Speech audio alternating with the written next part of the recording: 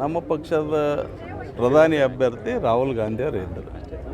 ಆ ಕಂಟೆಸ್ಟ್ನಾಗ ಹೇಳಿರ್ಬೇಕು. ಒಟ್ಟು ಈಗೇನಾಗ್ಯದ ಇಂಡಿಯಾ ಮೈತ್ರಿಕೂಟದ ಏನು ಅಭ್ಯರ್ಥಿ ಅದ ಇವತ್ತು ಎಲ್ಲರೂ ಸೇರಿ ಮಲ್ಲಿಕಾರ್ಜುನ ಖರ್ಗೆ ಅವರು ಸೀನಿಯರ್ ಅದ, ಲೋಕಸಭಾ ಮತ್ತು ರಾಜ್ಯಸಭಾ ವಿರೋಧ ಪಕ್ಷದ ನಾಯಕರಾಗಿ ಒಳ್ಳೆ ಕೆಲಸ ಮಾಡ್ಯಾರ ಅಂತ ಹೇಳಿದ್ರು. ಹಾಗಾಗಿ ಅವರಿಗೆ ಅವರು ಎಲ್ಲರೂ ಸೇರಿ ಎಲ್ಲ ಇಂಡಿಯಾ ಪಕ್ಷದವರು ಪ್ರಾಜೆಕ್ಟ್ ಮಾಡ್ಯಾರ. ಖರ್ಗೆ ಅವರು PM ಆಗೋದು ಸಿದ್ದರಾಮಯ್ಯ ಬೇಕಾಗಿಲ್ಲ ಅನ್ನೋ ಮಾತಲ್ಲಿ ಆ ಟೈಪ್ ಬಿಂಬಿತವಾಗ್ತಾ ಇದೆ. ಹೆಂಗೆ ಸುಳ್ಳು, ನಮ್ಮ ಪಕ್ಷದ ಅಧ್ಯಕ್ಷರಾದರು ಖರ್ಗೆ ಅವರು, ಪಕ್ಷದ ಅಧ್ಯಕ್ಷರಾದ ಮಲ್ಲಿಕಾರ್ಜುನ ಖರ್ಗೆ ಅವರು.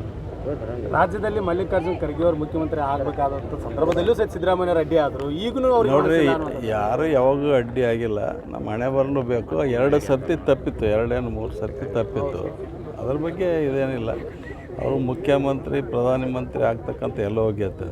ಯಾರೂ ಯಾರಿಗೆ ಅಡ್ಡ ಆಗ್ತಕ್ಕಂಥ ಪ್ರಶ್ನೆ ಇಲ್ಲ, ಯಾರು ಯಾರಿಗೆ ಅಡ್ಡ ಹಾಕಿಲ್ಲ. ಪಕ್ಷದ ತೀರ್ಮಾನ ಇರ್ತದೆ. ಪಕ್ಷದ ತೀರ್ಮಾನಕ್ಕೆ ಅವ್ರು ಒಪ್ಪಿಕೊಂಡಾರ. ಅವರು ಸರಿ, ಯತ್ನಾಳ್ ಅವರು